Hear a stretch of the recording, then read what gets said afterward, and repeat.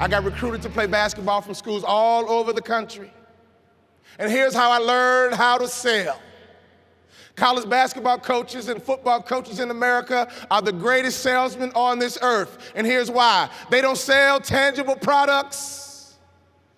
They sell hopes and dreams. Please, when you get back to your respective market, stop selling tangible products and start selling hopes and dreams.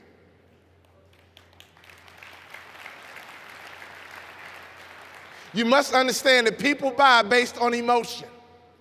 If you sell tangible products, you will be like everybody else. But if you learn how to sell hopes and dreams, coming to the $1 Million Round Table will be an annual pilgrimage.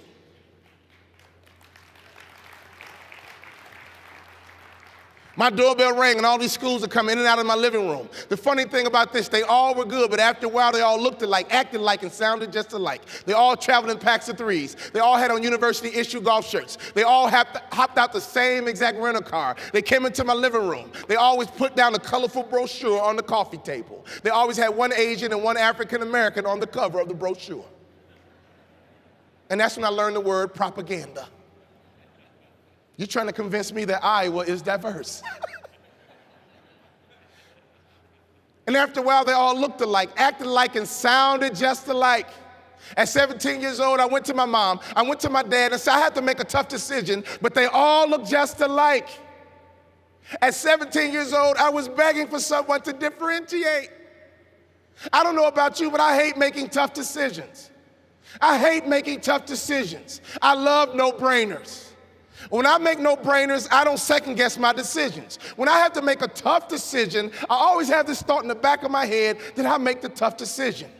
There's people in your community, when they're looking for a financial advisor, they don't want to make a tough decision. When you come into their home, when you leave their office, your presence should be a no-brainer. As soon as you leave, they should say this: I have found my financial advisor, I have found my insurance agent, because it is a no-brainer.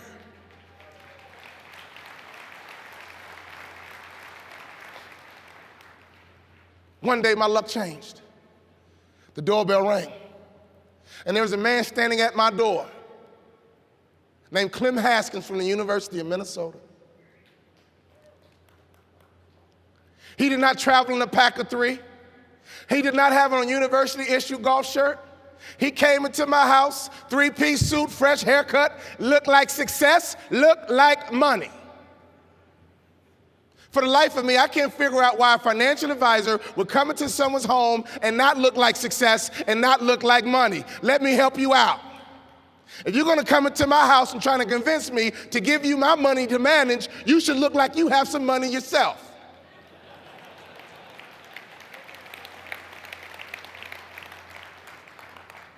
Coach Haskins came into my living room, three-piece suit, looked like success, looked like money, and walked into my house with confidence. He saw me on the couch, did not acknowledge my presence. He went in the kitchen, started talking to my mom first. He found out my mother is a native of Kentucky. Coach Haskins is a native of Kentucky. He stood in that kitchen, and all he talked about was Kentucky. Oh, he was good. Oh, he was smooth. He found out my mother was a native of Kentucky. All he talked about was red dirt and bluegrass. He found out my mother's best friend in college was his wife's first cousin. In 30 minutes, he had my mom eating at the palm of his hands and never talked about anything technical. He got done with my mom and went in the den and started talking to my dad. He said, Mr. Bond, I run my program with order. My dad ran his high school with order. Mr. Bond, I run my program with discipline. He ran his high school with discipline. He said, Mr. Bond, I don't know about you, but I'm a country boy from down south. I'm watching this man work my parents over.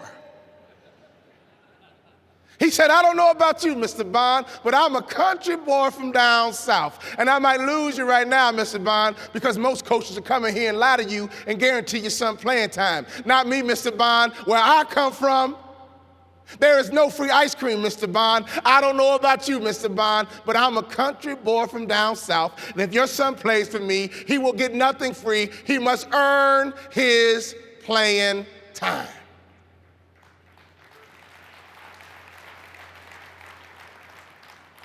When he said that, My dad started drooling out the side of his mouth. My mom and dad were wrapped around his finger. As for me, I'm ready for this man to leave my house. You've been in my house for 40 minutes and you've not said one word to me? If you think my parents can help you win basketball games, give them the scholarship. And he finally looked at me and he says, Walter Bond, all state from Chicago. And I kind of perked up.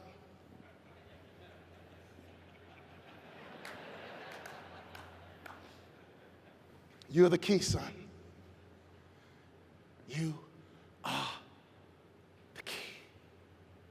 If I get you to my program, you are the key. He didn't sell me a tangible product.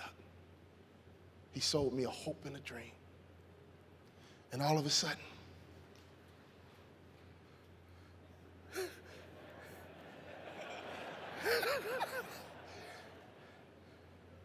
in my mind, I thought to myself,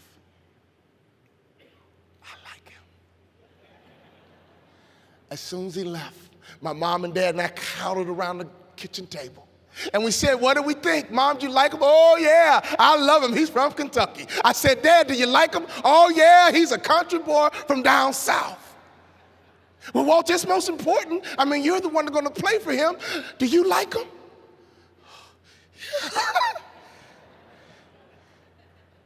He told me, I'm the key. I don't like him. I love him.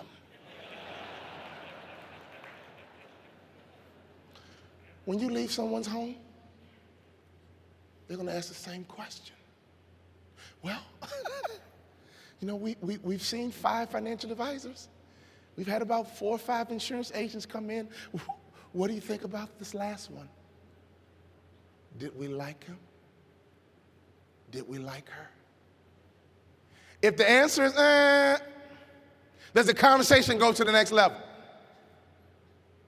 You could become a no-brainer for your clients by looking like success, looking like money, but that's not enough. When I left sports and got into business, all these business people said, Walter, you need to be an effective communicator. If you want to be successful in business, you must be an effective communicator. And I started following business people around, and they would go to events, and they say, well, Walter, this is how you build your business. You got to network. So they would go to events and hand out business cards and say, I'm networking, I'm networking, I'm networking, I'm networking, I'm networking, I'm networking, I'm networking, I'm networking, I'm networking. No, you're not. You're polluting. How many business cards do you have in your desk right now you can't remember who gave it to you? I went 7 years without a business card. I do 100 programs a year. We answer the phone and we take orders because I don't communicate, I connect. Stop communicating and start connecting.